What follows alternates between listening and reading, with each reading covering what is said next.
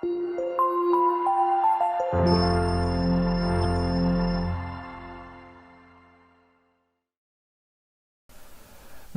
ಸ್ನೇಹಿತರೆ, ಅಮೋಘ ವರ್ಷ ಕೋಚಿಂಗ್ ಸೆಂಟರ್ ಯೂಟ್ಯೂಬ್ ಚಾನಲ್ಗೆ ನಿಮಗೆಲ್ಲ ಸ್ವಾಗತ. ಇವತ್ತಿನ ದಿನಾಂಕ 6 ಸೆಪ್ಟೆಂಬರ್ 2022. ಈ ದಿನದ ಪ್ರಮುಖವಾದಂತಹ ಕರೆಂಟ್ ಅಫೇರ್ಸ್ ಟಾಪಿಕ್ಗಳನ್ನು ಡಿಸ್ಕಸ್ ಮಾಡೋಣ. ಇವತ್ತಿನ ಡಿಸ್ಕಷನ್ ಸ್ಟಾರ್ಟ್ ಮಾಡೋದಕ್ಕಿಂತ ಮುಂಚೆ ಲಾಸ್ಟ್ ಸೆಷನ್ನಲ್ಲಿ ಕೇಳಲಾದಂತಹ ಪ್ರಶ್ನೆಯ ಸರಿಯಾದ ಉತ್ತರವನ್ನು ತಿಳಿದುಕೊಳ್ಳೋಣ. What is the full form of CITES ಅಂತ ಇದೆ. CITES. ಈ ಅಳಿವಿನಂಚಿಲಿರುವಂತಹ ವನ್ಯಜೀವಿಗಳು ಮತ್ತು ಸಸ್ಯ ಪ್ರಭೇದಗಳನ್ನು ಸಂರಕ್ಷಣೆ ಮಾಡುವ ನಿಟ್ಟಿನಲ್ಲಿ ಸ್ಥಾಪಿಸಲಾದಂತಹ ಈ ಸೈಟ್ಸ್ನ ಫುಲ್ ಫಾರ್ಮ್ ಏನು ಅಂತ ಕೇಳಲಾಗಿತ್ತು. ಸೊ ಇದರ full form convention on international trade in endangered species of wild fauna and flora ಅಂತ ಇದೆ. Wild fauna and flora. Fauna ಅಂತಂದರೆ ಇಟ್ ರಿಪ್ರೆಸೆಂಟ್ಸ್ ಆ್ಯನಿಮಲ್ಸ್, ಫ್ಲೋರಾ ಅಂತಂದರೆ ಇದು ಈ ಸಸ್ಯ ಪ್ರಭೇದಗಳನ್ನು ರಿಪ್ರೆಸೆಂಟ್ ಮಾಡುತ್ತೆ. ಸೊ ಹೀಗಾಗಿ ಈ ಅಳಿವಿನಂಚಿಲಿರುವಂತಹ ಅಥವಾ ಎಂಡೇಂಜರ್ಡ್ ಸ್ಪೀಸೀಸ್ಗಳ ಒಂದು ಸಂರಕ್ಷಣೆಗಾಗಿ ಈ ಒಂದು ಸೈಟ್ಸ್ ಅನ್ನುವ ಒಂದು ಸಂಸ್ಥೆಯನ್ನು 1975 1ನೇ ಜುಲೈನಂದು ಜಾರಿಗೊಳಿಸಲಾಗಿತ್ತು. ಸೊ ಜೆನೆವಾ, ಸ್ವಿಟ್ಜರ್ಲ್ಯಾಂಡ್ನಲ್ಲಿರುವಂತಹ ಜೆನೆವಾದಲ್ಲಿ ಇದರ ಒಂದು ಮುಖ್ಯ ಕಚೇರಿ ಇದ್ದು, ಈ ಮಲ್ಟಿಲ್ಯಾಟರಲ್ ಟ್ರೀಟಿ ಅಥವಾ ಇದನ್ನು ವಾಷಿಂಗ್ಟನ್ ಕನ್ವೆನ್ಷನ್ ಅಂತ ಕೂಡ ಸೈಟ್ಸ್ ಕನ್ವೆನ್ಷನನ್ನು, ಸೈಟ್ ಅಗ್ರಿಮೆಂಟನ್ನು ಕರೆಯಲಾಗುತ್ತೆ. ಸೊ ಈ ಎಲ್ಲ ಇನ್ಫಾರ್ಮೇಷನ್ಗಳನ್ನು ಲಾಸ್ಟ್ ತಿಂಗಳು ನಾವು ಆರ್ಟಿಕಲ್ ಡಿಸ್ಕಸ್ ಮಾಡುವಾಗ ಡೀಟೇಲ್ ಆಗಿ ಡಿಸ್ಕಸ್ ಮಾಡಿದ್ವಿ. ಸೊ ನೆನ್ಪಿಟ್ಕೊಳ್ಳಿ, ಸೈಟ್ಸ್ನ ಫುಲ್ ಫಾರ್ಮ್ ಏನು ಅಂತಂದರೆ convention on international trade in endangered species of wild fauna and flora ಅಂತ. ಸೊ ಇವತ್ತಿನ ಪ್ರಶ್ನೆಯನ್ನು ನೋಡೋಣ. ಯಾವ ಸಂಸ್ಥೆಯು ಆಹಾರ ಬೆಲೆ ಸೂಚ್ಯಂಕ ಅಥವಾ ಫುಡ್ ಪ್ರೈಸ್ ಇಂಡೆಕ್ಸ್ ವರದಿಯನ್ನು ಬಿಡುಗಡೆ ಮಾಡುತ್ತದೆ ಅಂತ ಪ್ರಶ್ನೆ ಇದೆ. ಆಪ್ಷನ್ಗಳಲ್ಲಿ ವಿಶ್ವ ಆಹಾರ ಕಾರ್ಯಕ್ರಮ ಅಥವಾ ವರ್ಲ್ಡ್ ಫುಡ್ ಪ್ರೋಗ್ರಾಮ್ ಅಥವಾ FAO ಅಂತಂದರೆ food and agriculture organisation, united nation organisation ಅಥವಾ ಯುನೆಸ್ಕೋ ಅಂತ ಇದೆ. ಸರಿಯಾದ ಉತ್ತರವನ್ನು ಆಪ್ಷನ್ಗಳೊಂದಿಗೆ ಕಮೆಂಟ್ ಬಾಕ್ಸ್ನಲ್ಲಿ ಕಮೆಂಟ್ ಮಾಡಿ. ಮುಂದಿನ ಸೆಷನ್ನಲ್ಲಿ ಸರಿಯಾದ ಉತ್ತರವನ್ನು ಡೀಟೇಲ್ ಆಗಿ ತಿಳ್ಕೊಳ್ಳೋಣ.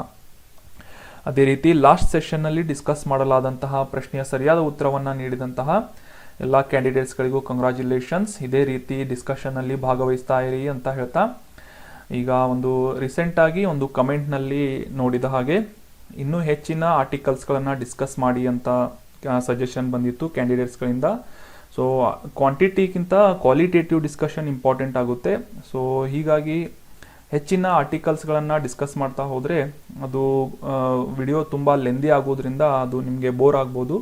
ಸೊ ಹೀಗಾಗಿ ಈ ಡಿಸ್ಕಷನನ್ನು, ಆರ್ಟಿಕಲ್ಸ್ಗಳನ್ನು ಕಮ್ಮಿ ಮಾಡಿ ಈ ಒಂದು ಕಾಂಪ್ರಿಹೆನ್ಸಿವ್ ಆದಂತಹ ಡೀಟೇಲ್ಡ್ ಎಕ್ಸ್ಪ್ಲನೇಷನ್ ಮಾಡೋದ್ರಿಂದ ನಿಮಗೆ ಕಾನ್ಸೆಪ್ಚುಯಲ್ ಕ್ಲಿಯಾರಿಟಿ ಸಿಗೋದ್ರಿಂದ ನಿಮಗೆ ಎಕ್ಸಾಮಿನೇಷನ್ ಹಾಲ್ನಲ್ಲಿ ಯಾವುದೇ ರೀತಿಯಾದಂತಹ ಒಂದು ಈಗ ಡಿಸ್ಕಸ್ ಮಾಡಿದಂತಹ ಪಾಯಿಂಟ್ನ ಪೆರಿಫೆರಲ್ ಕ್ವಶನ್ಗಳು ಅಥವಾ ಅದರ ಸುತ್ತಮುತ್ತ ಇರುವಂತಹ ಕೆಲವೊಂದಿಷ್ಟು ಎಕ್ಸ್ಟ್ರಾ ಡೀಟೇಲ್ಸ್ಗಳ ಮೇಲೆ ಕ್ವಶನ್ಗಳು ಬಂದರೆ ಕೂಡ ಈ ಒಂದು ಡೀಟೇಲ್ ಆದಂತಹ ಡಿಸ್ಕಷನ್ ಮಾಡಿರೋದ್ರಿಂದ ನಿಮಗೆ ಕಾನ್ಸೆಪ್ಚುಯಲ್ ಕ್ಲಾರಿಟಿ ಇರೋದ್ರಿಂದ ನೀವು ಯಾವುದೇ ಪ್ರಶ್ನೆಗಳನ್ನು ಆನ್ಸರ್ ಮಾಡುವಂತಹ ಕೆಪಾಸಿಟಿಯನ್ನು ಗಳಿಸ್ಕೊಳ್ಬೋದು.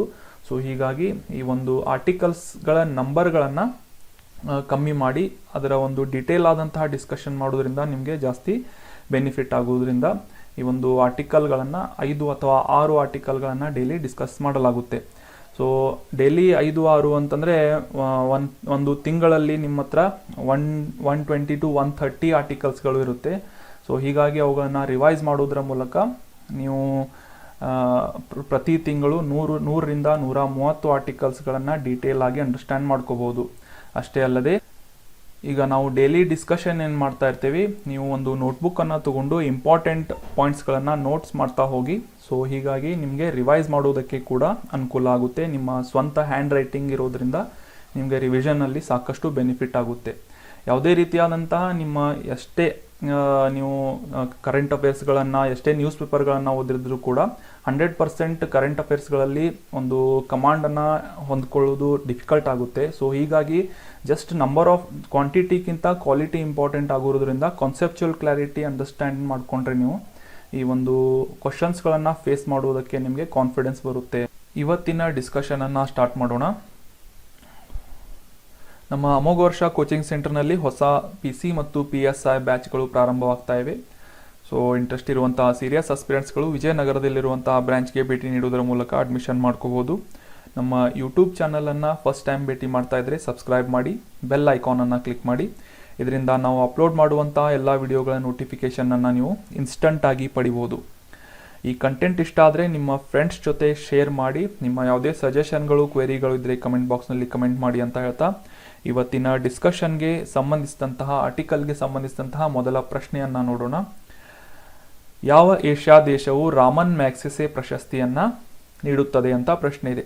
ಆಪ್ಷನ್ಗಳಲ್ಲಿ ಚೀನಾ, ಫಿಲಿಪೈನ್ಸ್, ಜಪಾನ್ ಅಥವಾ ದಕ್ಷಿಣ ಕೊರಿಯಾ ಅಂತ ಇದೆ. ಸರಿಯಾದ ಉತ್ತರ ಫಿಲಿಪೈನ್ಸ್ ದೇಶದಿಂದ ಈ ಒಂದು ರಾಮನ್ ಮ್ಯಾಗ್ಸೆಸೆ ಪ್ರಶಸ್ತಿಯನ್ನು ನೀಡಲಾಗುತ್ತೆ. ಸೊ ಇದಕ್ಕೆ ಕುರಿತಾದಂತಹ ಆರ್ಟಿಕಲನ್ನು ಡಿಸ್ಕಸ್ ಮಾಡೋಣ. ರೀಸೆಂಟಾಗಿ 64ನೇ ರಾಮನ್ ಮ್ಯಾಗ್ಸೆಸೆ ಪ್ರಶಸ್ತಿಯನ್ನು 2022 ಆವೃತ್ತಿಯ ಪ್ರಶಸ್ತಿಯನ್ನು ಘೋಷಣೆ ಮಾಡಲಾಯಿತು. ಸೊ ಏಷ್ಯಾದ ನೋಬೆಲ್ ಶಾಂತಿ ಪ್ರಶಸ್ತಿ ಅಂತ ವ್ಯಾಪಕವಾಗಿ ಪರಿಗಣಿಸಲ್ಪಡುವಂತಹ ಈ ರಾಮನ್ ಮ್ಯಾಗ್ಸೆಸೆ ಪ್ರಶಸ್ತಿಯನ್ನು RMAF ಅಥವಾ ರಾಮನ್ ಮ್ಯಾಗ್ಸೆಸೆ ಅವಾರ್ಡ್ ಫೌಂಡೇಶನ್ನಿಂದ ನೀಡಲಾಗುತ್ತೆ. ಸೊ ಇತ್ತೀಚೆಗೆ ಈ ಒಂದು ಸಂಸ್ಥೆಯಿಂದ ಜಾಗತಿಕವಾಗಿ ಈ ಒಂದು ಅವಾರ್ಡನ್ನು ಅಥವಾ ಈ ಒಂದು ಪ್ರಶಸ್ತಿಯನ್ನು ಪಡೆದಂತಹ ಸಾಧಕರ ಹೆಸರುಗಳನ್ನು ಘೋಷಣೆ ಮಾಡಲಾಯಿತು. ಸೊ 2022 ಈ ರಾಮನ್ ಮ್ಯಾಗ್ಸೆಸೆ ಪ್ರಶಸ್ತಿ ಪುರಸ್ಕೃತರ ಹೆಸರುಗಳನ್ನು ನೋಡೋದಾದರೆ ಕಾಂಬೋಡಿಯಾ ದೇಶದ ಸೊಥೇರಾ ಚಿಮ್, ಫಿಲಿಪೈನ್ಸ್ನ ಬರ್ನಾಡೆಟ್ ಮ್ಯಾಡ್ರಿಡ್ ಅವರು, ಜಪಾನ್ ದೇಶದ ತದಾಶಿ ಹಟೋರಿ ಅಂತ, ಇಂಡೋನೇಷ್ಯಾದ ಗ್ಯಾರಿ ಬೆಂಚೆಗಿಬ್ ಅಂತ. ಸೊ ಈ ಪ್ರಶಸ್ತಿಯನ್ನು ಗೆದ್ದವರಂತಹ ಅವರ ಬಗ್ಗೆ ಕೆಲವೊಂದಿಷ್ಟು ಮಾಹಿತಿಯನ್ನು ತಿಳಿದುಕೊಳ್ಳೋಣ. ಈ ಸೊಥೇರಿಯಾ ಚಿಮ್ ಅವರು ಕಾಂಬೋಡಿಯಾ ದೇಶದ ಮಾನಸಿಕ ಆರೋಗ್ಯಕ್ಕೆ ಸಂಬಂಧಿಸಿದಂತಹ ಸೈಕಿಯಾಟ್ರಿಸ್ಟ್ ಆಗಿ ಕೆಲಸ ಮಾಡುವಂತಹ ಪ್ರೊಫೆಷನಲ್ ಆಗಿದ್ದಾರೆ. ಈ ತದಾಶಿ ಹಟ್ಟೋರಿ ಅವರು ಜಪಾನಿನ ಮಾನವತಾವಾದಿಯಾಗಿ ಸೇವೆಯನ್ನು ಸಲ್ಲಿಸ್ತಾ ಇದ್ದು ಅತ್ಯಂತ ಸರಳ ಮಾನವೀಯತೆ ಮತ್ತು ಅಸಾಧಾರಣ ಔದಾರ್ಯದ ವ್ಯಕ್ತಿಯಾಗಿ ಜಪಾನಿನಲ್ಲಿ ಗುರುತಿಸಲ್ಪಟ್ಟಿದ್ದಾರೆ. ಅದೇ ರೀತಿ ಬರ್ನಾಡೆಟ್ ಜೆ ಮ್ಯಾಡ್ರಿಡ್ ಅವರ ಬಗ್ಗೆ ತಿಳ್ಕೊಳ್ಳೋದಾದರೆ ಇವರು ಒಬ್ಬ ಮಕ್ಕಳ ಹಕ್ಕುಗಳ ಹೋರಾಟಗಾರ್ತಿಯಾಗಿ ಸೇವೆಯನ್ನು ಸಲ್ಲಿಸ್ತಾ ಇದ್ದಾರೆ. ಸೊ ಅದೇ ರೀತಿ ಗ್ಯಾರಿ ಬೆಂಚೆಗಿಬ್ ಅವರು ಇಂಡೋನೇಷ್ಯಾದ ಈ ಪ್ಲಾಸ್ಟಿಕ್ ಮಾಲಿನ್ಯದ ವಿರುದ್ಧ ಹೋರಾಡುವಂತಹ ಒಬ್ಬ ಯೋಧರಾಗಿ, ಅಂದರೆ ಒಬ್ಬ ಆಕ್ಟಿವಿಸ್ಟ್ ಆಗಿ ಕೆಲಸ ಮಾಡ್ತಾ ಇದ್ದಾರೆ. ಮುಖ್ಯವಾಗಿ ಸಾಗರ ಮತ್ತು ಸಮುದ್ರಗಳಲ್ಲಿನ ಪ್ಲಾಸ್ಟಿಕ್ ಮಾಲಿನ್ಯದ ವಿರುದ್ಧ ಒಂದು ಸ್ಫೂರ್ತಿದಾಯಕವಾದಂತಹ ಹೋರಾಟವನ್ನು ಗಮನಿಸಿ ಇವರಿಗೆ ಎಮರ್ಜೆಂಟ್ ಲೀಡರ್ಶಿಪ್ ಅನ್ನುವ ಕ್ಯಾಟಗರಿಯಲ್ಲಿ ಈ ರಾಮನ್ ಮ್ಯಾಗ್ಸೆಸೆ ಅವಾರ್ಡ್ನ ನೀಡಲಾಗ್ತಾ ಇದೆ. ಸೊ ಈ ಅವಾರ್ಡ್ ಬಗ್ಗೆ ಕೆಲವೊಂದಿಷ್ಟು ಇಂಪಾರ್ಟೆಂಟ್ ಮಾಹಿತಿಯನ್ನು ತಿಳಿದುಕೊಳ್ಳೋಣ. ರಾಮನ್ ಮ್ಯಾಗ್ಸೆಸೆ ಪ್ರಶಸ್ತಿ ಬಗ್ಗೆ ತಿಳ್ಕೊಳ್ಳೋದಾದರೆ 1957ರಲ್ಲಿ ಮೊದಲ ಬಾರಿಗೆ ಈ ರಾಮನ್ ಮ್ಯಾಗ್ಸೆಸೆ ಪ್ರಶಸ್ತಿಯನ್ನು ಏಷ್ಯಾದ ಶ್ರೇಷ್ಠ ಗೌರವ ಮತ್ತು ವಿಶಿಷ್ಟತೆಗಾಗಿ ಸ್ಥಾಪನೆ ಮಾಡಲಾಯಿತು. ಸೊ ಈ ಅವಾರ್ಡನ್ನು RMAF ಅಥವಾ ರಾಮನ್ ಮ್ಯಾಗ್ಸೆಸೆ ಅವಾರ್ಡ್ ಫೌಂಡೇಶನ್ ಸಂಸ್ಥೆಯಿಂದ ಪ್ರತಿ ವರ್ಷ ನೀಡಲಾಗುತ್ತೆ.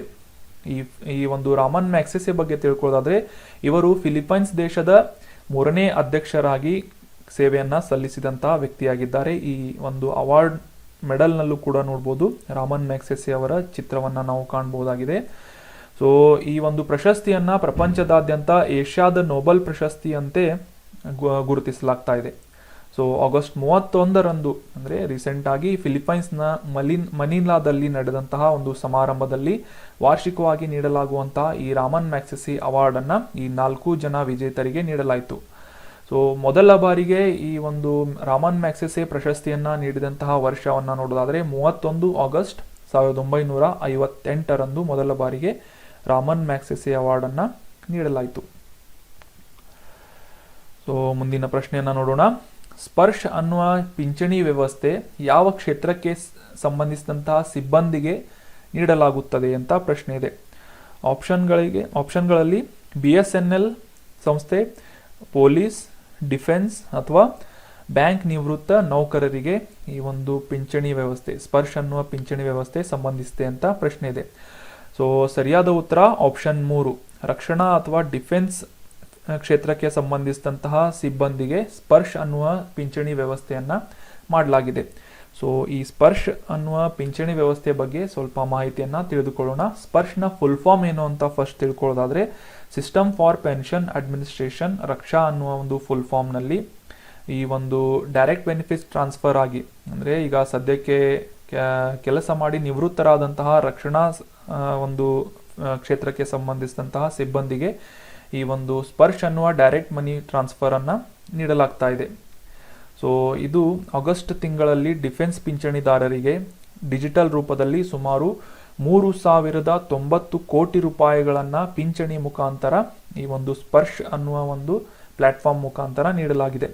ಸೊ ಈ ಸ್ಪರ್ಶ್ ಬಗ್ಗೆ ಇನ್ನಷ್ಟು ಮಾಹಿತಿಯನ್ನ ತಿಳ್ಕೊಳ್ಳೋದಾದ್ರೆ, ಇದು ಒಂದು ವೆಬ್ ಆಧಾರಿತವಾದಂತಹ ವ್ಯವಸ್ಥೆಯಾಗಿದ್ದು ಈ ಪಿಂಚಣಿ ಹಕ್ಕುಗಳನ್ನ ಪ್ರಕ್ರಿಯೆಗೊಳಿಸುವುದರಲ್ಲಿ ಮತ್ತೆ ಯಾವುದೇ ರೀತಿಯಾದಂತಹ ಮೀಡಿಯೇಟರ್ಗಳ ಅವಶ್ಯಕತೆ ಇಲ್ಲದೆ ನೇರವಾಗಿ ರಕ್ಷಣಾ ಪಿಂಚಣಿದಾರರ, ಅಂದರೆ ಈಗ ಈ ಸೇನೆಯಲ್ಲಿ ಅಥವಾ ಯಾವುದೇ ರೀತಿಯಾದಂತಹ ಸಶಸ್ತ್ರ ಪಡೆಗಳಲ್ಲಿ ಕೆಲಸ ಮಾಡಿದಂತಹ ನಿವೃತ್ತರಾದಂತಹ ಸಿಬ್ಬಂದಿಗೆ ನೀಡಲಾಗುವಂತಹ ಪಿಂಚಣಿಯನ್ನ ಡೈರೆಕ್ಟ್ ಬೆನಿಫಿಟ್ ಟ್ರಾನ್ಸ್ಫರ್ ಆಗಿ ತಮ್ಮ ಬ್ಯಾಂಕ್ ಅಕೌಂಟ್ಗಳಿಗೆ ಜಮಾ ಆಗುವಂತೆ ಈ ಒಂದು ಸ್ಪರ್ಶ್ ಪ್ಲಾಟ್ಫಾರ್ಮ್ ಅವಕಾಶವನ್ನ ಮಾಡಿಕೊಡುತ್ತೆ. ಸೊ ನೆನ್ಪಿಟ್ಕೊಳ್ಳಿ, ಸ್ಪರ್ಶ್ ಅಥವಾ system for pension administration Raksha ಅನ್ನುವ ಒಂದು ವೆಬ್ ಆಧಾರಿತ ವ್ಯವಸ್ಥೆಯನ್ನ ಈ ರಕ್ಷಣಾ ಕ್ಷೇತ್ರಕ್ಕೆ ಸಂಬಂಧಿಸಿದಂತಹ ಸಿಬ್ಬಂದಿಗೆ ರಿಟೈರ್ಡ್ ಪೆನ್ಷನ್ ಅನ್ನ ನೀಡುವುದಕ್ಕಾಗಿ ಪ್ಲಾಟ್ಫಾರ್ಮ್ ಅನ್ನ ನೀಡಲಾಗಿದೆ.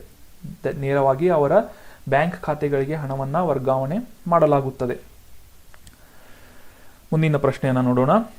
ಭಾರತದ ಯಾವ ರಾಜ್ಯವು ತನ್ನ 5 ಜಿಲ್ಲೆಗಳನ್ನ ಸಂಪೂರ್ಣವಾಗಿ ಡಿಜಿಟಲ್ ಬ್ಯಾಂಕಿಂಗ್ ವ್ಯವಸ್ಥೆಯನ್ನ ಹೊಂದಿದೆ ಅಂತ ಪ್ರಶ್ನೆ ಇದೆ. ಆಪ್ಷನ್ಗಳಲ್ಲಿ ಕರ್ನಾಟಕ, ಕೇರಳ, ತೆಲಂಗಾಣ ಅಥವಾ ದೆಹಲಿ ಅಂತ ಇದೆ. ಸರಿಯಾದ ಉತ್ತರ ಕೇರಳ. ಕೇರಳದಲ್ಲಿರುವಂತಹ ಪ್ರಮುಖವಾದಂತಹ 5 ಜಿಲ್ಲೆಗಳಲ್ಲಿ ಸಂಪೂರ್ಣವಾಗಿ ಡಿಜಿಟಲ್ ಬ್ಯಾಂಕಿಂಗ್ ವ್ಯವಸ್ಥೆಯನ್ನ ಅಳವಡಿಸಲಾಗಿದೆ ಅಂತ ರೀಸೆಂಟ್ ಆಗಿ ನ್ಯೂಸ್ನಲ್ಲಿತ್ತು. ಸೊ ಈ ಕುರಿತಾದಂತಹ ಕೆಲವೊಂದಿಷ್ಟು ಮಾಹಿತಿಯನ್ನ ತಿಳಿದುಕೊಳ್ಳೋಣ. 5ನೇ ಪೂರ್ಣ ಡಿಜಿಟಲ್ ಬ್ಯಾಂಕಿಂಗ್ ಜಿಲ್ಲೆಯಾಗಿ ಅಲಪ್ಪುಳ ಅಂತನ್ನುವ ಒಂದು ಜಿಲ್ಲೆ, ಕೇರಳದಲ್ಲಿರುವಂತಹ ಜಿಲ್ಲೆ ತನ್ನ ಈ ಕೇರಳದಲ್ಲಿನ 5ನೇ ಸಂಪೂರ್ಣ ಡಿಜಿಟಲ್ ಬ್ಯಾಂಕಿಂಗ್ ಅನ್ನ ಹೊಂದಿದಂತಹ ಜಿಲ್ಲೆಯಾಗಿ ಗುರುತಿಸಲ್ಪಡ್ತಾ ಇದೆ. ಸೊ ಈ ಒಂದು ವಿಷಯವನ್ನ ಭಾರತೀಯ ರಿಸರ್ವ್ ಬ್ಯಾಂಕ್ ಕೇರಳ ಮತ್ತು ಲಕ್ಷದ್ವೀಪ್ ಪ್ರಾದೇಶಿಕ ನಿರ್ದೇಶಕರಾದಂತಹ ಥಾಮಸ್ ಮ್ಯಾಥ್ಯೂ ಅವರು ಈ ಒಂದು ವಿಷಯವನ್ನ ಅನೌನ್ಸ್ ಮಾಡಿದ್ದಾರೆ. ಸೊ ಮುಖ್ಯವಾಗಿ ಈ ಒಂದು ಡಿಜಿಟಲ್ ಬ್ಯಾಂಕಿಂಗ್ನ ಇನಿಷಿಯೇಟಿವ್ನಲ್ಲಿ ಭಾಗವಾದಂತಹ ಕನಿಷ್ಠ ಒಂದು ಡಿಜಿಟಲ್ ವಹಿವಾಟು ಸೌಲಭ್ಯವನ್ನ, ಉದಾಹರಣೆಗೆ ಡೆಬಿಟ್ ಕಾರ್ಡ್ ಆಗಿರ್ಬೋದು, ಇಂಟರ್ನೆಟ್ ಬ್ಯಾಂಕಿಂಗ್ ಮುಖಾಂತರ ಆಗಿರ್ಬೋದು, ಮೊಬೈಲ್ ಬ್ಯಾಂಕಿಂಗ್ ಆಗಿರ್ಬೋದು, ಏಕೀಕೃತವಾದಂತಹ ಪಾವತಿ ಇಂಟರ್ಫೇಸ್ ಆಗಿರ್ಬೋದು, ಅಥವಾ ಈ ಡಿಜಿಟಲ್ ಬ್ಯಾಂಕಿಂಗ್ಗೆ ಸಂಬಂಧಿಸಿದಂತಹ ಹಲವು ಸೌಲಭ್ಯಗಳನ್ನು ಅವುಗಳಲ್ಲಿ ವಹಿವಾಟನ್ನು ಟ್ರಾನ್ಸಾಕ್ಷನ್ನ ಮಾಡೋದ್ರ ಮೂಲಕ ಈ ಜಿಲ್ಲೆಗಳಲ್ಲಿ 29 ಬ್ಯಾಂಕ್ಗಳಲ್ಲಿ, ಅಂದರೆ ಆಲಪ್ಪುಳ ಅನ್ನುವ ಒಂದು ಜಿಲ್ಲೆ, ಅಲಿಪ್ಪೆ ಅಂತ ಕೂಡ ಕರೀತಾರೆ ಇದನ್ನ, ಅಲಿಪ್ಪೆ ಅಂತ. ಸೊ 29 ಬ್ಯಾಂಕ್ಗಳಲ್ಲಿ 26 ಲಕ್ಷ ಉಳಿತಾಯ ಮತ್ತು ಈ ಒಂದು ಸೇವಿಂಗ್ಸ್ ಅಕೌಂಟ್ ಮತ್ತು ಕರೆಂಟ್ ಅಕೌಂಟ್ಗಳ ಖಾತೆಗಳು ಸಕ್ರಿಯವಾಗಿ ಕೆಲಸ ಮಾಡ್ತಾ ಇವೆ ಅಂತ ಒಂದು ನ್ಯೂಸ್ನಲ್ಲಿದೆ. ಸೊ ಈ ಆಲೆಪ್ಪುಳ ಅಥವಾ ಈ ಆಲಿಪ್ಪೆಗಿಂತ ಮುಂಚೆ ಕೇರಳದಲ್ಲಿ ಇನ್ನೂ 4 ಜಿಲ್ಲೆಗಳಲ್ಲಿ ಡಿಜಿಟಲ್ ಬ್ಯಾಂಕಿಂಗ್ ಅನ್ನ ಇಂಪ್ಲಿಮೆಂಟ್ ಮಾಡಲಾಗಿತ್ತು. ಅದರಲ್ಲಿ ಮುಖ್ಯವಾಗಿ ಮೊದಲ ಬಾರಿಗೆ ತ್ರಿಶೂರ್ನಲ್ಲಿ, ಅದಾದ ನಂತರ ಕೊಟ್ಟಾಯಂ, ಪಾಲಕ್ಕಾಡ್ ಮತ್ತು ಕಾಸರಗೋಡು ಜಿಲ್ಲೆಗಳಲ್ಲಿ ಈ ಒಂದು ಡಿಜಿಟಲ್ ಬ್ಯಾಂಕಿಂಗ್ ವ್ಯವಸ್ಥೆಯನ್ನ ಇಂಪ್ಲಿಮೆಂಟ್ ಮಾಡಲಾಗಿತ್ತು. ಅದಾದ ನಂತರ ರೀಸೆಂಟ್ ಆಗಿ ಆಲಿಪ್ಪೆ ಅಥವಾ ಅಲಪ್ಪುಳದಲ್ಲಿ ಈ ಒಂದು ಡಿಜಿಟಲ್ ಬ್ಯಾಂಕಿಂಗ್ ವ್ಯವಸ್ಥೆಯನ್ನ ಇಂಪ್ಲಿಮೆಂಟ್ ಮಾಡಲಾಗಿದೆ. ಸೊ ಈ ಯೋಜನೆಯ ಉಪಕ್ರಮವನ್ನ ರಿಸರ್ವ್ ಬ್ಯಾಂಕ್ ಆಫ್ ಇಂಡಿಯಾ ರಾಜ್ಯ ಮಟ್ಟದ ಬ್ಯಾಂಕರ್ಸ್ ಸಮಿತಿ ಮತ್ತು ಆಯಾ ಜಿಲ್ಲೆಗಳ ಆಡಳಿತದ ಬೆಂಬಲದೊಂದಿಗೆ ಕೇಂದ್ರ ಸರ್ಕಾರದ ಡಿಜಿಟಲ್ ಇಂಡಿಯಾ ಅನ್ನುವ ಯೋಜನೆಯ ಭಾಗವಾಗಿ ಇಂಪ್ಲಿಮೆಂಟೇಷನ್ ಅನ್ನ ಮಾಡಲಾಗ್ತಾ ಇದೆ, ಕಾರ್ಯಗತವಾಗಿ ಮಾಡಲಾಗ್ತಾ ಇದೆ. ಸೊ ಆಲಪ್ಪುಳ ಜಿಲ್ಲೆ ನ್ಯೂಸ್ನಲ್ಲಿರೋದ್ರಿಂದ ಈ ಒಂದು ಇನ್ಫಾರ್ಮೇಶನ್ ಅನ್ನ ತಿಳ್ಕೋಣ. ಆಲೆಪ್ಪೆಯನ್ನ ಈ ಭಾರತದ ವೆನಿಸ್ ಅಂತ ಕೂಡ ಕರೆಯಲಾಗುತ್ತೆ. ಈ ಆಲಪ್ಪುಳ ಅದರ ಹಿಂದಿನ ಹೆಸರು ಏನಿತ್ತಂದ್ರೆ ಆಲಿಪ್ಪೆ ಅಂತ ಇದನ್ನ ಕರೆಯಲಾಗ್ತಾ ಇತ್ತು. ಸ್ವತಂತ್ರ ನಂತರ ಅಂದ್ರೆ 17ನೇ ಆಗಸ್ಟ್ 1957ರಲ್ಲಿ ಈ ಒಂದು ಆಲಪ್ಪುಳ ಜಿಲ್ಲೆಯನ್ನ ರಚನೆ ಮಾಡಲಾಯಿತು. 1990ರಲ್ಲಿ ಆಲಪ್ಪುಳ ಅಂತ ಇದನ್ನ ಹೆಸರನ್ನ ಬದಲಾಯಿಸಲಾಯಿತು. ಆಲಿಪ್ಪೆ ಅಂತ ಇದ್ದ ಹೆಸರನ್ನ ಆಲಪ್ಪುಳ ಅಂತ ಬದಲಾಯಿಸಲಾಯಿತು. ಸೊ ಇದು ಕೇರಳದ ಚಿಕ್ಕ ಜಿಲ್ಲೆಯಾಗಿದೆ ಅಂತ ಈ ಒಂದು ನ್ಯೂಸ್ನಲ್ಲಿ ಹೇಳ್ತಾ ಇದೆ. ಸೊ ಈ ಇಮೇಜ್ನಲ್ಲೂ ಕೂಡ ನೋಡ್ಬೋದು, ಆಲಿಪ್ಪೆಯನ್ನ ಈ ಸಮುದ್ರದ ಹಿನ್ನೀರಿನಿಂದ ತುಂಬಿಕೊಂಡಂತಹ ಒಂದು ಜಿಲ್ಲೆಯಾಗಿದೆ ಇದು. ಮುಂದಿನ ಪ್ರಶ್ನೆಯನ್ನು ನೋಡೋಣ. ಭಾರತದಲ್ಲಿ ಯಾವ ಸಂಸ್ಥೆಯು ಇತ್ತೀಚೆಗೆ ಗರ್ಭಕಂಠದ ಕ್ಯಾನ್ಸರ್ ಅಥವಾ ಸರ್ವಿಕಲ್ ಕ್ಯಾನ್ಸರ್ಗೆ ವ್ಯಾಕ್ಸಿನ್ ಅನ್ನ ಅಥವಾ ಲಸಿಕೆಯನ್ನ ಅಭಿವೃದ್ಧಿಪಡಿಸಿದೆ ಅಂತ ಪ್ರಶ್ನೆ ಇದೆ. ಆಪ್ಷನ್ಗಳಲ್ಲಿ Serum Institute of India, option 2 Biocon limited ಅಥವಾ ಆಸ್ಟ್ರಾಜೆನೆಕಾ ಅಥವಾ ಡಾಕ್ಟರ್ ರೆಡ್ಡೀಸ್ ಲ್ಯಾಬೊರೇಟರೀಸ್. ಇವುಗಳಲ್ಲಿ ಸರಿಯಾದ ಉತ್ತರ ಯಾವುದು ಅಂತಂದರೆ option 1 serum Institute of India. ಈ ಒಂದು ಸಂಸ್ಥೆಯಿಂದ ಈ ಗರ್ಭಕಂಠದ ಕ್ಯಾನ್ಸರ್ ಅಥವಾ ಸರ್ವಿಕಲ್ ಕ್ಯಾನ್ಸರ್ಗೆ ವ್ಯಾಕ್ಸಿನೇಷನ್ ಅನ್ನು ಕಂಡುಹಿಡಿಯಲಾಗಿದೆ ಅಥವಾ ಡೆವಲಪ್ ಮಾಡಲಾಗಿದೆ. ಸೊ ಇದಕ್ಕೆ ಕುರಿತಾದಂತಹ ಮಾಹಿತಿಯನ್ನು ತಿಳಿದುಕೊಳ್ಳೋಣ. ಸರ್ವೆವ್ಯಾಕ್ ಅನ್ನುವ ಒಂದು ಲಸಿಕೆಯ ಹೆಸರನ್ನಾಗಿ ರೀಸೆಂಟಾಗಿ ಗರ್ಭಕಂಠದ ಕ್ಯಾನ್ಸರ್ ವಿರುದ್ಧ ಹೋರಾಡುವಂತಹ ಒಂದು ಲಸಿಕೆಯನ್ನು ರಾಜ್ಯ ವಿಜ್ಞಾನ ಮತ್ತು ತಂತ್ರಜ್ಞಾನದ ಕೇಂದ್ರ ಸಚಿವರು ಪ್ರಾರಂಭ ಮಾಡಿದ್ದಾರೆ. ಸೊ ಈ ಲಸಿಕೆಯನ್ನು ಸೆರಮ್ ಇನ್ಸ್ಟಿಟ್ಯೂಟ್ ಆಫ್ ಇಂಡಿಯಾದಿಂದ ಮತ್ತು ಡಿಪಾರ್ಟ್ಮೆಂಟ್ ಆಫ್ ಬಯೋಟೆಕ್ನಾಲಜಿ ಸಹಾಯದಿಂದ ಈ ಗರ್ಭಕಂಠದ ಕ್ಯಾನ್ಸರ್ ವಿರುದ್ಧ ಭಾರತವು ತನ್ನ ಮೊದಲ ದೇಶೀಯವಾಗಿ ಅಂದರೆ ಇಂಡಿಜಿನಿಯಸ್ ಆಗಿ ಈ ಒಂದು ಲಸಿಕೆಯನ್ನು ಡೆವಲಪ್ ಮಾಡಿದೆ. ಸೊ ಕ್ವಾಡ್ರಿವೆಲೆಂಟ್ ಹ್ಯೂಮನ್ ಪ್ಯಾಪಿಲೋಮ್ ವೈರಸ್ ಲಸಿಕೆಯನ್ನು, ಇದರ ಹೆಸರು ಕ್ವಾಡ್ರಿವೆಲೆಂಟ್ ಹ್ಯೂಮನ್ ಪ್ಯಾಪಿಲೋಮ್ ವೈರಸ್ ಲಸಿಕೆ ಅಂತ. ಇದು 1ನೇ ಸೆಪ್ಟೆಂಬರ್ 2022ರಂದು ಇದನ್ನು ಪ್ರಾರಂಭ ಮಾಡಲಾಯಿತು. ಸೊ ಈ ಒಂದು ಸರ್ವಿಕಲ್ ಕ್ಯಾನ್ಸರ್ ದೇಶದಲ್ಲಿ ಸಾಕಷ್ಟು ರೀತಿಯಾಗಿ ಹೆಚ್ಚಾಗ್ತಾ ಇದ್ದು, ಈ ರೀತಿಯ ಕೇಸ್ಗಳು ಬರ್ತಾ ಇದ್ದು, ಸೊ ಇದಕ್ಕೆ ಒಂದು ಪ್ರೋಆಕ್ಟಿವ್ ಆಗಿ ಇದಕ್ಕೆ ವಿರುದ್ಧವಾಗಿ ಹೋರಾಡುವಂತಹ ಲಸಿಕೆಯನ್ನು ಸೀರಮ್ ಇನ್ಸ್ಟಿಟ್ಯೂಟ್ ಆಫ್ ಇಂಡಿಯಾದಿಂದ ಕಂಡುಹಿಡಿಯಲಾಗಿದೆ. ಸೊ ಈ ಒಂದು ಪ್ರತಿ ಡೋಸ್ನ ರೇಟ್ ಎಷ್ಟಿರುತ್ತೆ ಅಂತಂದರೆ 200ರಿಂದ 400 ರೂಪಾಯಿಗಳ ಒಂದು ವೆಚ್ಚವನ್ನು ಈ ಒಂದು ಪ್ರತಿ ಡೋಸ್ನ ಲಸಿಕೆಗಾಗಿ ಪೇಷಂಟ್ಗಳು ನೀಡಬೇಕಾಗುತ್ತೆ. ಸೊ ಸರ್ಕಾರದ ಅಂಕಿಅಂಶಗಳ ಪ್ರಕಾರ ಈ ಒಂದು ಗರ್ಭಕಂಠದ ಕ್ಯಾನ್ಸರ್ ಏನಿದೆ ಭಾರತದಲ್ಲಿ ಅತ್ಯಂತ ಹೆಚ್ಚಾಗಿ ಪ್ರಚಲಿತದಲ್ಲಿರುವಂತಹ ಕ್ಯಾನ್ಸರ್ ಆಗಿದ್ದು, ಈ ಕ್ಯಾನ್ಸರ್ಗೆ ಸಂಬಂಧಿಸಿದಂತಹ ಕೇಸ್ಗಳಲ್ಲಿ 2ನೇ ಸ್ಥಾನದಲ್ಲಿ ಈ ಒಂದು ಸರ್ವಿಕಲ್ ಕ್ಯಾನ್ಸರ್ ಹೊಂದಿದೆ. ವಿಶ್ವದ ಗರ್ಭಕಂಠದ ಕ್ಯಾನ್ಸರ್ ಸಾವುಗಳಲ್ಲಿ 4ನೇ ಒಂದು ಭಾಗವಾಗಿ ಈ ಸರ್ವಿಕಲ್ ಕ್ಯಾನ್ಸರ್ ಅನ್ನ ಗುರುತಿಸಲಾಗ್ತಾ ಇದೆ ಅಂತ ಒಂದು ಸ್ಟ್ಯಾಟಿಸ್ಟಿಕ್ಸ್ ಹೇಳ್ತಾ ಇದೆ. ಅದೇ ರೀತಿ ಸರಿಸುಮಾರು 1.25 ಲಕ್ಷ ಮಹಿಳೆಯರು ಗರ್ಭಕಂಠದ ಕ್ಯಾನ್ಸರ್ನಿಂದ ಬಳಲುತ್ತಿದ್ದು, ಪ್ರತಿ ವರ್ಷ 75,000ಕ್ಕೂ ಹೆಚ್ಚು ಮಹಿಳೆಯರು ಭಾರತದಲ್ಲಿ ಈ ಕಾಯಿಲೆಯಿಂದ ಸಾಯ್ತಾ ಇದ್ದಾರೆ. ಸೊ ಹೀಗಾಗಿ ಒಂದು ಪ್ರೋಆಕ್ಟಿವ್ ಡಿಸಿಷನ್ ಆಗಿ ಸರ್ವಿಕಲ್ ಕ್ಯಾನ್ಸರ್ಗೆ ಈ ಒಂದು ಲಸಿಕೆಯನ್ನು ಗುರುತಿಸಲಾಗಿದೆ ಅಥವಾ ಕಂಡುಹಿಡಿಯಲಾಗಿದೆ. ಈ ಲಸಿಕೆಯನ್ನು ಇಂಪ್ಲಿಮೆಂಟ್ ಮಾಡೋದಕ್ಕಿಂತ ಮುಂಚೆ ಪೋಷಕರಲ್ಲಿ ಮತ್ತು ಶಾಲಾ ಅಧಿಕಾರಿಗಳಲ್ಲಿ ಒಂದು ಟ್ರೈನಿಂಗನ್ನು ನೀಡುವಂತಹ ಒಂದು ಕಾರ್ಯಕ್ರಮವನ್ನು ಕೂಡ ಆಯೋಜಿಸಲಾಗಿದೆ. ಸೊ ಈ ಸರ್ವೆವ್ಯಾಕ್ ಅನ್ನುವ ಒಂದು ಲಸಿಕೆಯನ್ನು ಈ ಏನು ಸರ್ವಿಕಲ್ ಕ್ಯಾನ್ಸರ್ಗೆ ಕಂಡುಹಿಡಿಯಲಾಗಿದೆ ಅದರ ವಿರುದ್ಧವಾಗಿ ಸೊ ಇದಕ್ಕೆ ಫಂಡಿಂಗನ್ನು ಮಾಡಿದ್ದು bill and Melinda Gates foundation, DBT ಮತ್ತು ಬಿರಾಕ್ ಅನ್ನುವ ಸಂಸ್ಥೆಗಳ ಪಾಲುದಾರಿಕೆಯಿಂದ ಈ ಒಂದು ಗರ್ಭಕಂಠದ ಕ್ಯಾನ್ಸರ್ ವಿರುದ್ಧ ಹೋರಾಡುವಂತಹ ಮೊದಲ ದೇಶೀಯವಾಗಿ ಡೆವಲಪ್ ಮಾಡಲಾದಂತಹ ಸರ್ವೆವ್ಯಾಕ್ ಅನ್ನುವ ಹೆಸರಿನ ಲಸಿಕೆಯನ್ನು ಕಂಡುಹಿಡಿಯಲಾಗಿದೆ. ಮುಂದಿನ ಪ್ರಶ್ನೆಯನ್ನು ನೋಡೋಣ. ನೌಕಾಯ್ ಅನ್ನುವ ಹಬ್ಬವನ್ನು ಯಾವ ರಾಜ್ಯದಲ್ಲಿ ಆಚರಿಸಲಾಗುತ್ತದೆ ಅಂತ ಪ್ರಶ್ನೆ ಇದೆ. ಆಪ್ಷನ್ಗಳಲ್ಲಿ ಆಂಧ್ರ ಪ್ರದೇಶ್, ಒಡಿಶಾ, ಜಾರ್ಖಂಡ್ ಅಥವಾ ಛತ್ತೀಸ್ಗಢ ಅಂತ ಇದೆ. ಸರಿಯಾದ ಉತ್ತರ ಆಪ್ಷನ್ 2 ಒಡಿಶಾ. ನೌಕಾಯ್ ಅನ್ನುವ ಉತ್ಸವವನ್ನು ಒಡಿಶಾದಲ್ಲಿ ವಾರ್ಷಿಕವಾಗಿ ಸುಗ್ಗಿ ಹಬ್ಬವನ್ನಾಗಿ ಆಚರಿಸಲಾಗುತ್ತೆ. ನಾರ್ಮಲ್ ಆಗಿ ಇದನ್ನ ಗಣೇಶ ಚತುರ್ಥಿಯ ಒಂದು ದಿನದ ನಂತರ ಆಚರಿಸಲಾಗುತ್ತೆ. ಒಡಿಶಾದಲ್ಲಿ ಅತ್ಯಂತ ಬಹು ನಿರೀಕ್ಷಿತವಾದಂತಹ ಹಬ್ಬಗಳಲ್ಲಿ ಈ ನೌಕಾಯ್ ಕೂಡ ಒಂದಾಗಿದೆ. ಸೊ ಈ ನೌಕಾಯ್ ಅನ್ನುವ ಒಂದು ಹಬ್ಬದ ಹೆಸರನ್ನ ಒಂದು ಬಿಡಿಸಿ ನೋಡಿದರೆ ನುವಾ ಅಂದರೆ ಹೊಸತು ಮತ್ತೆ ಖಾಯ್ ಅಂದರೆ ಆಹಾರ. ಸೊ ನೌಕಾಯ್ ಅನ್ನುವ ಒಂದು ಆಹಾರ ಸುಗ್ಗಿಯ ಹಬ್ಬವನ್ನ ಒಡಿಶಾದಲ್ಲಿ ಆಚರಿಸಲಾಗುತ್ತದೆ.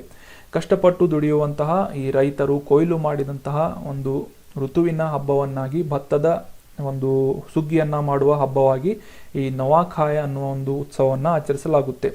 ಪ್ರಮುಖವಾಗಿ ಒಡಿಶಾದ ಪಶ್ಚಿಮ ಭಾಗದಲ್ಲಿ ಜನರು ಈ ನೌಕಾಯ್ ಹಬ್ಬವನ್ನು ಉತ್ಸಾಹದಿಂದ ಸಂಭ್ರಮದಿಂದ ಆಚರಿಸುತ್ತಾರೆ. ಮುಂದಿನ ಪ್ರಶ್ನೆಯನ್ನು ನೋಡೋಣ. ಒಶಿನಿಯಾ ಒಂದು ಭೌಗೋಳಿಕ ಪ್ರದೇಶವಾಗಿದ್ದು ಈ ಕೆಳಗಿನ ಯಾವ ಜಲಮೂಲದಲ್ಲಿ ಗುರುತಿಸಲಾಗಿದೆ ಅಂತ ಪ್ರಶ್ನೆ ಇದೆ. ಆಪ್ಷನ್ಗಳಲ್ಲಿ ಒಶಿನಿಯಾ ಎಲ್ಲಿದೆ ಅಂತ ಸಿಂಪಲ್ ಆಗಿ ನಾವು ಅಂಡರ್ಸ್ಟ್ಯಾಂಡ್ ಮಾಡ್ಕೋಬಹುದು. ಆಪ್ಷನ್ಗಳಲ್ಲಿ ಅಟ್ಲಾಂಟಿಕ್ ಮಹಾಸಾಗರ, ಆರ್ಕ್ಟಿಕ್ ಮಹಾಸಾಗರ, ಪೆಸಿಫಿಕ್ ಸಾಗರ ಅಥವಾ ಹಿಂದೂ ಮಹಾಸಾಗರ ಅಂತ ಇದೆ. ಸರಿಯಾದ ಉತ್ತರ ಪೆಸಿಫಿಕ್ ಮಹಾಸಾಗರದಲ್ಲಿ ಒಶಿನಿಯಾದ ಭೌಗೋಳಿಕ ಪ್ರದೇಶವನ್ನು ನಾವು ಗುರುತಿಸಬಹುದಾಗಿದೆ. ಸೊ ಇದು ಯಾವುದೇ ರೀತಿಯಾದಂತಹ ಪೊಲಿಟಿಕಲ್ ಎಂಟಿಟಿ ಆಗಿಲ್ಲ, ಇದನ್ನು ಒಂದು ಭೌಗೋಳಿಕ ಅಥವಾ ಜಾಗ್ರಫಿಕಲ್ ರೀಜನ್ ಆಗಿ ಗುರುತಿಸಲಾಗುತ್ತೆ ಆಲ್ ಓವರ್ ವರ್ಲ್ಡ್. ಸೊ ಇದು ಪ್ರಮುಖವಾಗಿ ಪೆಸಿಫಿಕ್ ಮಹಾಸಾಗರದಲ್ಲಿ ಕಂಡುಬರುವಂತಹ ಒಂದು ಪ್ರದೇಶವಾಗಿದೆ. ಸೊ ಇದಕ್ಕೆ ಸಂಬಂಧಿಸಿದಂತಹ ಆರ್ಟಿಕಲ್ ಅನ್ನು ನೋಡೋದಾದ್ರೆ ರೀಸೆಂಟ್ ಆಗಿ ನಮ್ಮ ಭಾರತದ ಯುದ್ಧ ನೌಕೆಯಾದಂತಹ INS ಸತ್ಪುರ ಪೆಸಿಫಿಕ್ ಮಹಾಸಾಗರದಲ್ಲಿ ತನ್ನ ಕಾರ್ಯಾಚರಣೆಯ ನಿಯೋಜಿತವಾದಂತಹ ಭಾಗವಾಗಿ 1ರಿಂದ 3 ಸೆಪ್ಟೆಂಬರ್ವರೆಗೆ ಈ ಫಿಜಿಯ ಸುವಾ ನಗರಕ್ಕೆ ಭೇಟಿ ನೀಡಿತು. ಫಿಜಿ ದೇಶದ ರಾಜಧಾನಿ ಯಾವುದು ಅಂತಂದರೆ ಸುವಾ. ಸೊ ಇದರ ಕುರಿತಾಗಿ ಡಿಸ್ಕಸ್ ಮಾಡೋಣ ಮುಂದಿನ ಸ್ಲೈಡ್ಗಳಲ್ಲಿ. ಸೊ ಈ ಒಂದು INS ಸತ್ಪುರ ಏನಿದೆ, ಈ ಇಮೇಜ್ನಲ್ಲೂ ಕೂಡ ನೋಡ್ಬೋದು, ಯುದ್ಧ ನೌಕೆ ಈ ಫಿಜಿ ದೇಶಕ್ಕೆ ಭೇಟಿಯನ್ನು ನೀಡಿದ್ದು ನ್ಯೂಸ್ನಲ್ಲಿತ್ತು.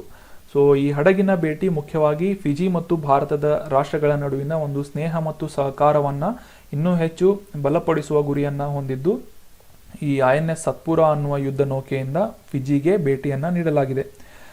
ಸೊ ಈ INS ಸತ್ಪುರ ಬಗ್ಗೆ ತಿಳ್ಕೊಳ್ಳೋದಾದರೆ ಇದನ್ನು 20 ಆಗಸ್ಟ್ 2011ರಂದು ಭಾರತದಲ್ಲಿ ದೇಶೀಯವಾಗಿ ಮುಂಬೈನ ಮಜಗಾಂವ್ ಡಾಕ್ಸ್ ಲಿಮಿಟೆಡ್ ಕಂಪನಿಯಿಂದ ನಿರ್ಮಿಸಲಾಗಿತ್ತು.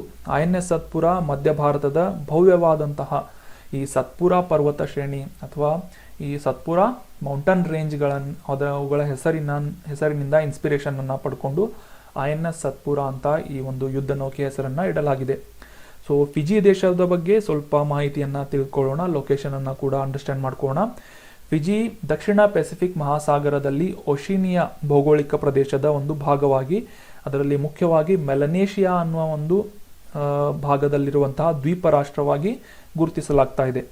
ಸೊ ನೆನ್ಪಿಟ್ಕೊಳ್ಳಿ, ಫಿಜಿ ಅನ್ನುವುದು ಒಂದು ದ್ವೀಪ ರಾಷ್ಟ್ರವಾಗಿದೆ. ಈಗ ಡಿಸ್ಕಸ್ ಮಾಡಲಾದಂತಹ ಓಷಿನಿಯಾ, ಪಾಲಿನೇಷಿಯಾ, ಮೈಕ್ರೋನೇಷಿಯಾ, ಮಲೇನೇಷಿಯಾ ಮತ್ತು ಆಸ್ಟ್ರೇಲೇಷಿಯಾಗಳ 4 ಭಾಗಗಳ ಒಂದು ಗುಂಪಾಗಿ ಈ ಒಂದು ಓಷಿನಿಯಾ ಅಂತ ಕರೆಯಲಾಗುತ್ತೆ.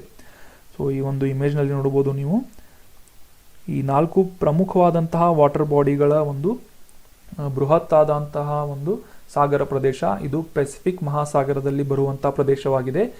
ಇದರಲ್ಲಿ ಓಷಿನಿಯಾದಲ್ಲಿ ಮುಖ್ಯವಾಗಿ ಆಸ್ಟ್ರೇಲೇಷಿಯಾ, ಮೆಲನೇಷಿಯಾ, ಮೈಕ್ರೋನೇಷಿಯಾ, ಪಾಲಿನೇಷಿಯಾದ ಒಂದು ರೀಜನ್ಗಳನ್ನು ನಾವು ಕಾಣಬಹುದು. ಇದರಲ್ಲಿ ಫಿಜಿ ದೇಶ ಮೆಲನೇಷಿಯಾ ಅನ್ನುವ ಒಂದು ಪ್ರದೇಶದಲ್ಲಿ ಕಂಡುಬರುವಂತಹ ಒಂದು ದೇಶವಾಗಿದೆ, ದ್ವೀಪ ರಾಷ್ಟ್ರವಾಗಿದೆ. ಇಲ್ಲಿ ನೋಡ್ಬೋದು ನೀವು ಫಿಜಿ ದೇಶವನ್ನು. ಆಸ್ಟ್ರೇಲಿಯಾದ ಪೂರ್ವ ಭಾಗದಲ್ಲಿ ಈ ಫಿಜಿ ದೇಶವನ್ನು ಕಾಣಬಹುದಾಗಿದೆ. ಈ ಇಮೇಜ್ನಲ್ಲಿ ನೋಡ್ಬೋದು ನೀವು, ದ್ವೀಪ ರಾಷ್ಟ್ರವಾದಂತಹ ಫಿಜಿ ಆಸ್ಟ್ರೇಲಿಯಾದ ಪೂರ್ವ ಭಾಗದಲ್ಲಿ ಮೆಲನೇಷಿಯಾ ಪ್ರದೇಶದಲ್ಲಿ, ಅಂದರೆ ಪೆಸಿಫಿಕ್ ಓಷನ್ನಲ್ಲಿ ಮೆಲನೇಷಿಯಾ ಅನ್ನುವ ಒಂದು ಪ್ರದೇಶದಲ್ಲಿ ಈ ಫಿಜಿ ದೇಶ ಒಂದು ದ್ವೀಪ ರಾಷ್ಟ್ರವಾಗಿದೆ.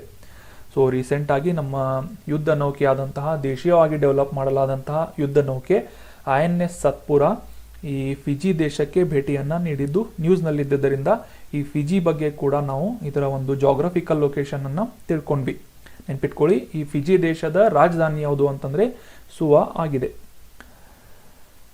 So that was all about today's discussion friends. Thank you so much for joining the discussion. ಇದೇ ರೀತಿ ನಿಮ್ಮ ಫ್ರೆಂಡ್ಸ್ಗಳ ಜೊತೆ ಈ ಕಂಟೆಂಟನ್ನು ಶೇರ್ ಮಾಡ್ತಾ ಇರಿ. ನಿಮ್ಮ ಯಾವುದೇ ಕ್ವೆರೀಸ್ಗಳಿದ್ದರೆ ಕಮೆಂಟ್ ಬಾಕ್ಸ್ನಲ್ಲಿ ಕಮೆಂಟ್ ಮಾಡಿ ಅಂತ ಹೇಳ್ತಾ, thank you so much for joining. Have an awesome day.